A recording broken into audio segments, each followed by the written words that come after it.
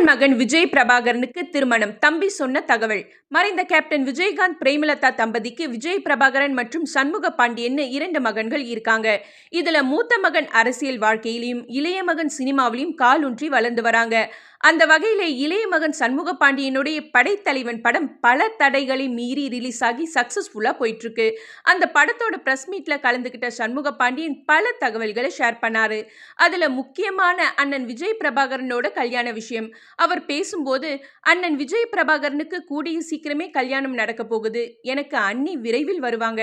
அதுக்கு நேரம் விரைவில் வரும்னு போல்டா பேசியிருக்காரு. ஆக்சுவலி கடந்த சில வருஷங்களுக்கு முன்ன விஜய் பிரபாகரனுக்கும் தொழில் அதிபர் ஒருவரோட மகளுக்கும் ரொம்ப கிராண்டா நிச்சயதார்த்தம் நடந்துச்சு. ஆனா அது கல்யாணத்துல முடியல. அதுக்கு காரணம் கேப்டன் திடீர்னு உடல்நிலை சரியில்லாம ஆனதுதான்னு இப்பவும் சொல்றாங்க.